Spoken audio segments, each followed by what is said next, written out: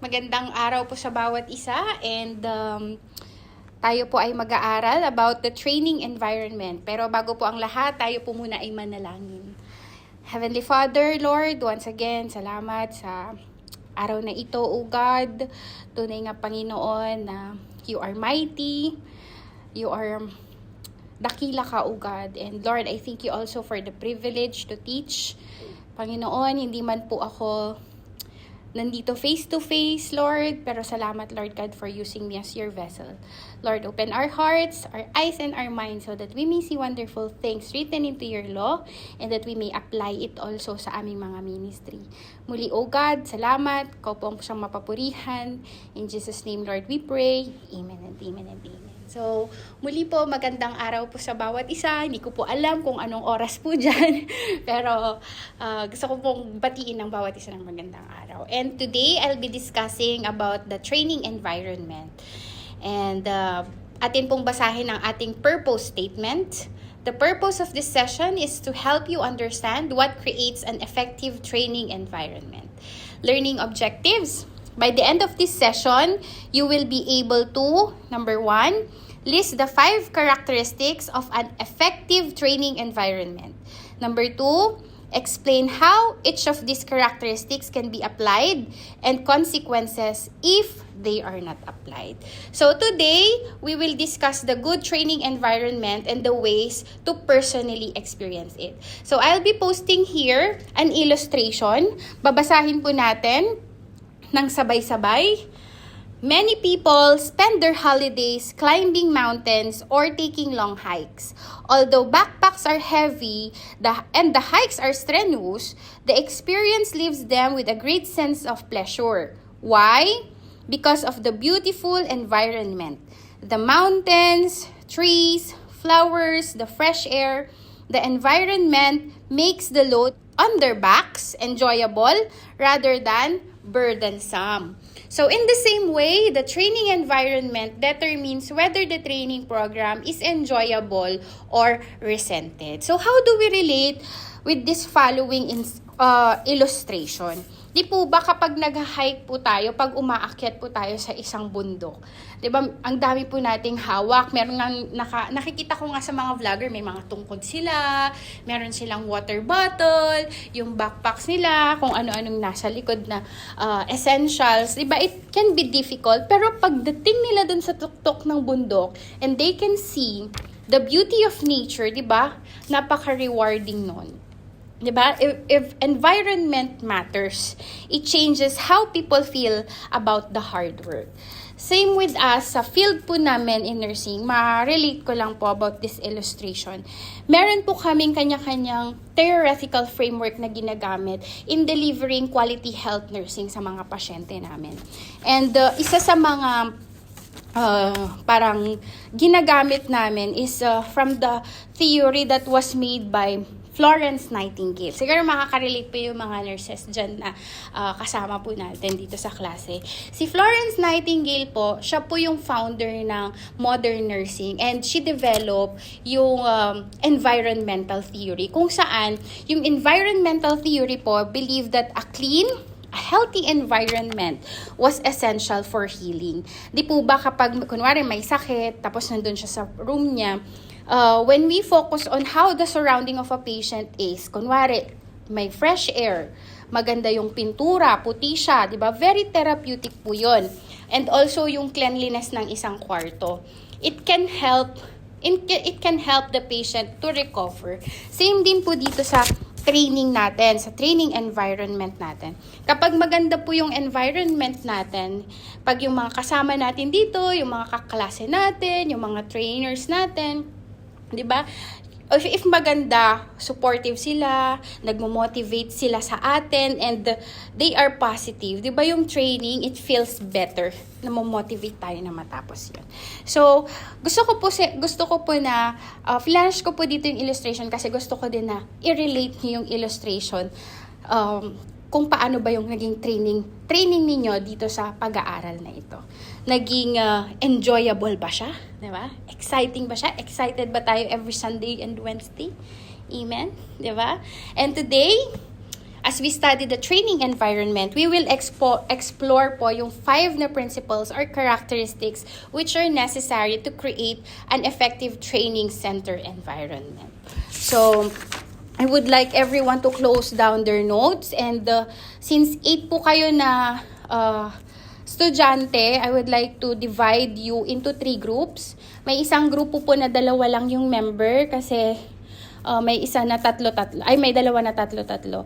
And we have 5 characteristics. So, yung first group po will be discussing yung first 2 na characteristics. And then the next group, yung group 2, we'll be discussing the third and the fourth characteristics or principle. And yung last po na 2 lang yung member will be discussing the last principle. So may ginawa po ako dito, naka-flash po sa screen natin, 3 columns. And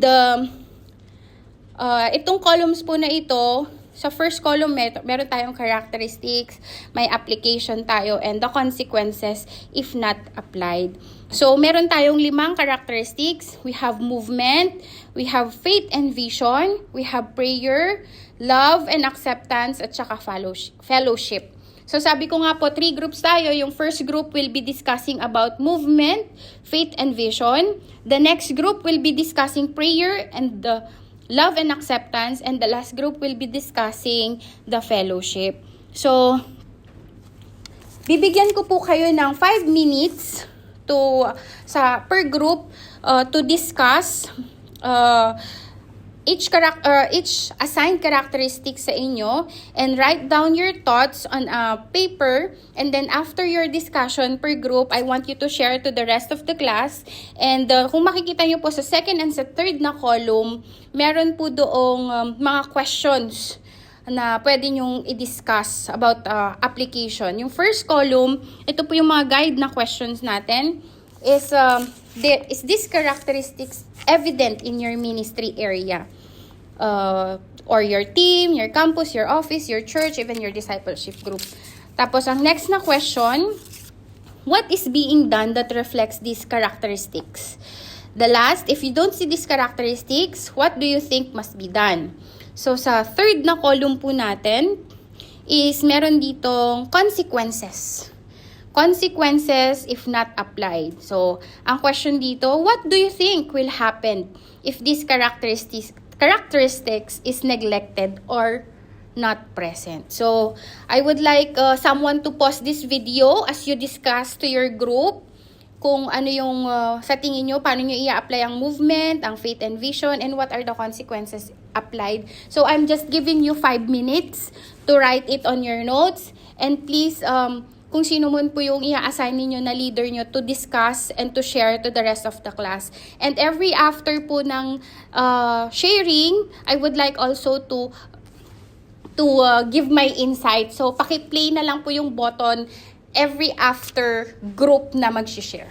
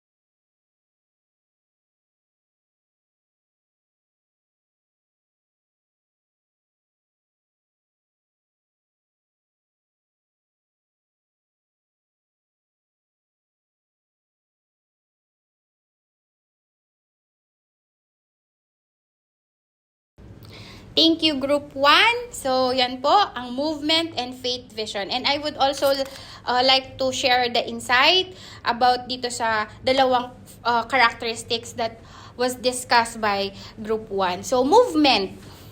Application, kita po natin sa slide. Application, place an emphasis on one-on-one and large group evangelism. So, ano bang ibig sabihin po nito? One-on-one, meaning, di ba, sharing your faith through a private conversation. Kunwari, sa office natin, pwede nating i-share sa mga colleagues natin how good God is sa ating buhay, and that is also a form of evangelism. Or, sabi dito, a large group evangelism. Dito na po papasok yung public or yung group setting, yung mga testimonies natin, yung mga paghahayo natin. Amen? Next, application, sabi dito, have vision stretching events. Paano ba tong mga to? Yung mga conference, di ba? Yung mga workshop natin, yung mga retreat that challenges attendees to lead. Next is to place an emphasis on world vision. Di ba? Wag lang tayo sa community natin. Kaya sabi dito, place an emphasis on world vision. Dapat world daw. Dapat lumaki, di ba? Kaya nga siya movement eh. Amen?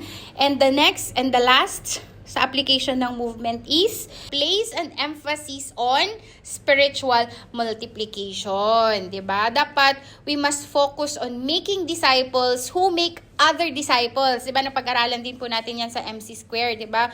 Dapat wag lang personal growth but helping others grow in their faith in a way that it spreads and multiplies over time. Dapat contagious, di ba? May shared ownership, ano pa yung sinasabi nila? Sustainable leadership, di ba? Make personal and public sharing of your faith priority. And ano naman yung mga consequences daw if hindi na-apply itong principle ng movement na ito? So, number 1, sabi dito, the trainees may get the idea that starting a group or completing checkouts are the most important ministry goal for the year. Sabi pa dito, the trainees may soon forget that the primary ministry goal for the year is the saturation of their target area through evangelism and spiritual multiplication. Diba? Yung mga trainees daw, mas magfo-focus na sila dun sa task na na-assign sa kanila rather than the true heart of the ministry. So, tignan po natin diba yung mga consequences na ganyan. Next naman po is faith and vision. So, kung medyo mabilis po akong magsalita or mabilis po yung video, pwede nyo naman pong i-back na lang ng 10 seconds. Ganun.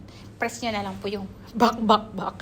Amen? So, faith and vision. So, ano naman po yung pwede nating i-apply regarding sa principle ng faith and vision. So, number 1, dito po sa PowerPoint natin, basahin po natin, help trainee break personal faith barrier. So, meron po tayo dito supporting verse from 1 Thessalonians 5:14. So, pag sinabi po natin personal faith barriers, ano po ba yung number 1 na nagiging faith barrier natin when it comes to evangelism, when it comes to sharing, di ba? Ang number 1 po na faith barrier dyan is yung fear of rejection natin. Diba? Dapat i-overcome po natin yon. Our fear, our doubts, even our habits that holding us back from trusting God. Kaya nga natin sabi dito, faith and vision. Next po is to insist on practical application of classroom knowledge. Kung ano yung napag-aralan po natin, i-apply na po agad natin kasi baka makalimutan natin. Kaya siya sinabing practical application of classroom knowledge. Yung mga, paano ko kaya i-apply to sa week na ito? 'Di ba? Who can I share this topic with? Yung parang nangangailangan. Sa isa ko bang friend? Sa colleague ko ba? Ganyan, 'di ba? Or you can also model it yourself.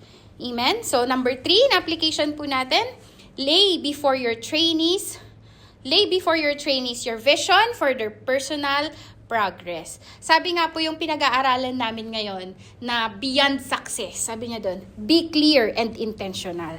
'Di ba? Lay before your trainees your vision for their personal progress. That's why we need also to be clear, to be intentional, share what you hope, and pray kung sino yung gusto mong maging sila, 'Di ba? Not just what they will do, but who they are becoming as followers of Christ and leaders in their ministry. Amen. So ano naman po yung mga consequences if this principle, faith and vision, is not applied? Sabi dito, unbelief may creep in. Amen? Totoo po ba yan? Training may become ingrown with no vision for outreach. Number 3, trainees may become discouraged by lack of progress in personal and ministry goals. Diba? Nakaka-demotivate yun.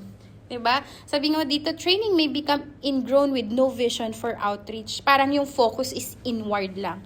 And yung pinakalas, ito yung pinakalas talaga.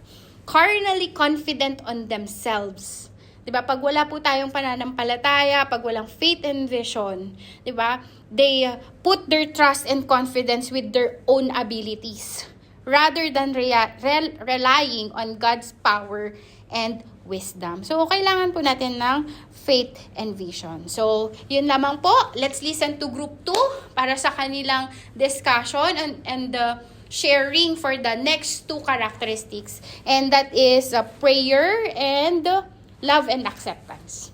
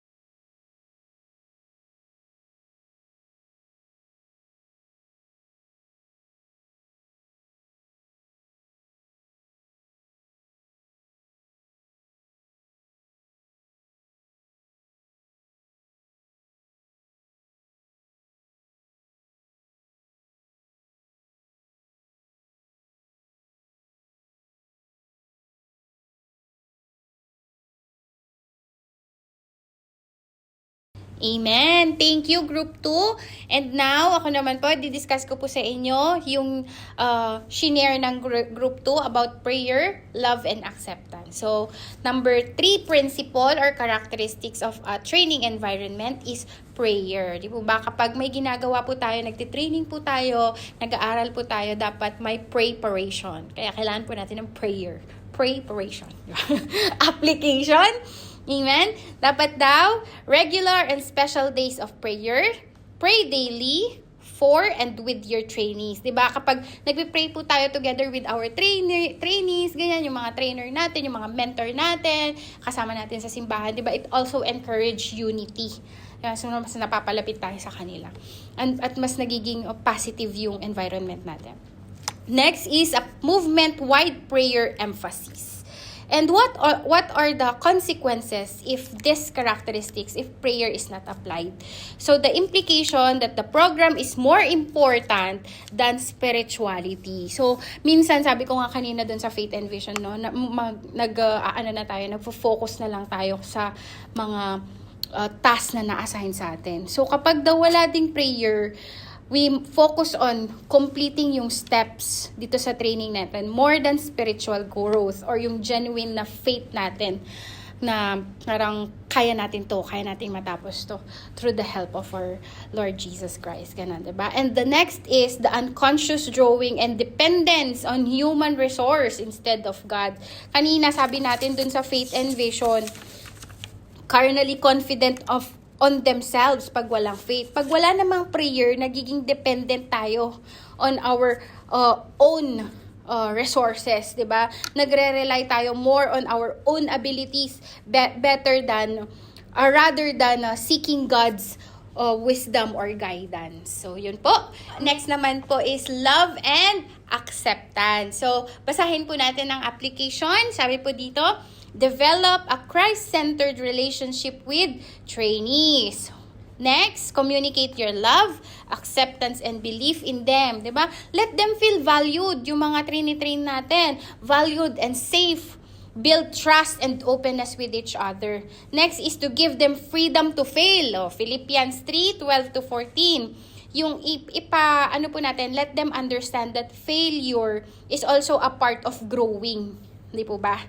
And what matters is yung pag-continue natin to pursue Christ. Di ba? Yung pag-pursue natin sa Panginoon and for us to grow. Di ba? Next is to deal appropriately with conflict and or sins. Galatians 6:1. Di ba? Pag nakita po natin na nagkamali po sila, we rebuke them with love. Amen? Don't judge harshly or please don't ignore the issue po. Diba? We should apply with humility and gentleness. So what are the consequences po if hindi po na-apply ang love and acceptance sa training environment? So tingnan po natin. Number 1, fear and failure and unwillingness to take steps of faith. Number 2, performance orientation may develop. Amen?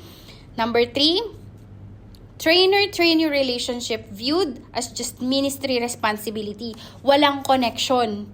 Yung parang, okay, mag-ano lang ako. Magti-training lang ako. Gusto ko lang siyang tapusin. Parang nakikita lang natin is, trainer siya, mentor ko siya, estudyante niya ako. Diba? Hindi meaningful yung relationship ninyo. Hindi brothers and sisters, hindi magkapatid. Diba? Parang yun lang yung nakikita mo kasi nga walang love and acceptance. Ano pa? Tensions in the trainer. Sorry po. Sige pa. Tensions in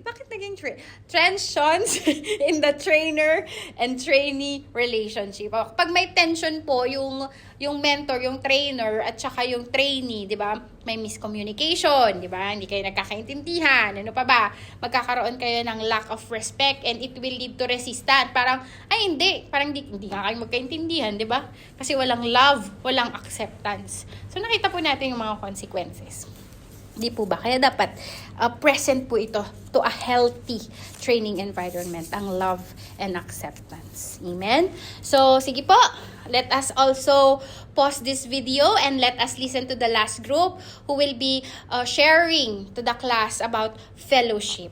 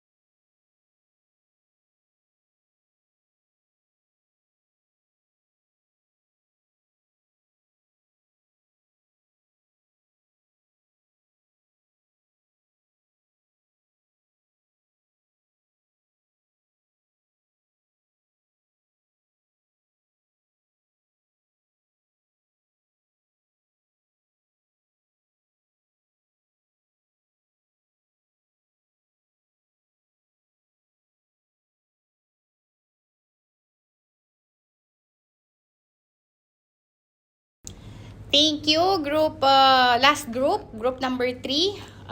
And now, nandito na po tayo sa last na principle or characteristics. And this is fellowship.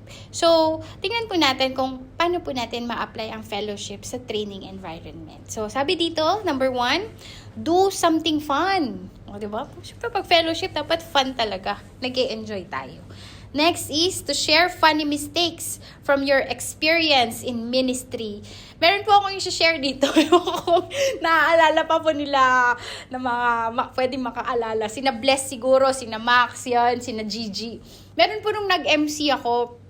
Tapos, nag-greet kami ng mga newcomers, ganyan-ganyan.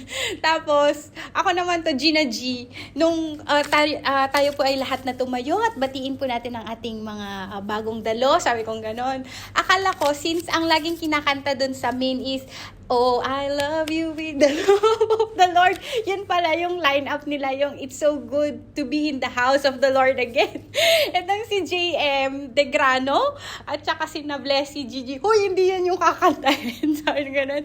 Diba? When you share yung mga funny mistakes and experiences in your ministry, parang nakakatuwa siya na hindi din sila parang matatakot na magkamali sa mga ganyan. Kasi simple lang naman na mistakes yung mga ganun, di ba? At least hindi siya intentional. Akala ko talaga yun. Tapos nung nandun ako sa bahay nila Rem, inuulit-ulit niya yung yung live. Tapos tawang-tawa kami tawang-tawa kami kasi nag-BBS po kami that time. And sabi kong ganun, maganda din pala, no? Kasi may binabalikan po tayo. And yun po, yung share mistakes from your experience in your ministry. Next po is to communicate how much you like being with them. So, 1 Thessalonians 2:19-20. I-share ko na naman po yung pinag-aaralan namin beyond success dun sa relationship. Sabi doon, importante din pala na magkaroon ng 30-second rule or yung parang words of affirmation.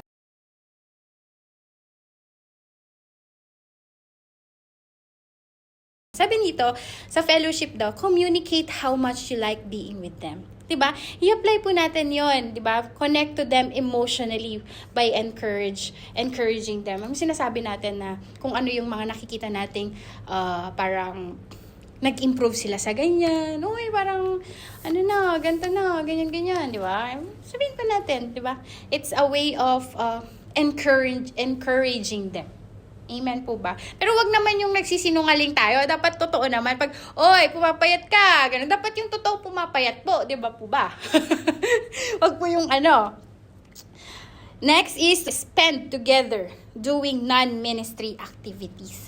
Ito na lalabas yung mga outdoor fellowship natin, yung mga pakape-kape po natin, yung mga kain-kain sa labas, ganyan. Kasi diba nagbi-build din po yan ng relationship with each other. So, on the contrary, meron din tayong consequence if hindi natin na-apply to. So, tingnan po natin kung ano naman yung mga consequences ng pag walang fellowship sa isang training environment. So sabi dito, they will not enjoy the training or discipleship. Totoo naman po, diba? Pag wala pong fellowship, pag walang relationship, pag hindi po tayo nag-uusap, ganyan, walang fun, diba? Ang boring, diba? Hindi natin ma-enjoy ang isang training. Amen? So next, they will become too serious and intense. They will not want to become a trainer or discipler. Kasi yung model, parang nakita natin yung relationship ng trainer tsaka trainee na walang fellowship. So, might as well, ayaw na natin ding i-follow yung ganong diba? Yung ganong kalakaran or ganong model.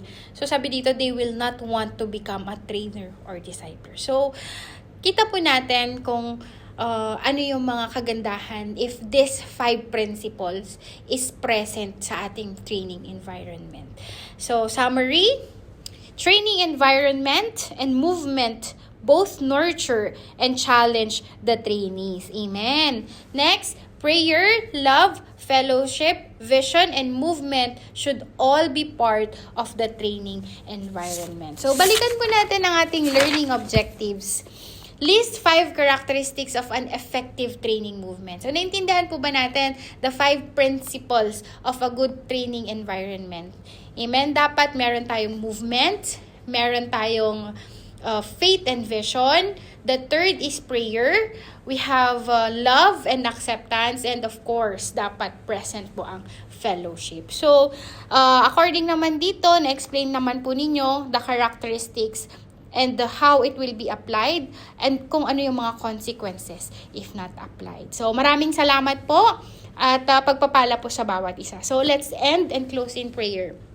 Heavenly Father, Lord, salamat Panginoon sa araw na ito na nakapag-aral po ulit kami, na nakita po namin, Panginoon, naging familiar po kami sa 5 na characteristics ng ang maganda, ng very enjoyable na training environment. Sana Panginoon, habang kami po ay nagtitrain, Panginoon, or nagtuturo ng iyong salita sa aming mga discipleship group, maging present po ito, Panginoon. And Lord, maraming salamat that you provided tools and resources na ganito, Panginoon, upang kami po ay matuto, Lord God. Muli, Panginoon, thank you for using each and every one of us as your vessel, Panginoon, and instruments sa inyong vineyard. Yours is the glory forever and ever. In Jesus' name we pray. Amen and amen. Thank you po!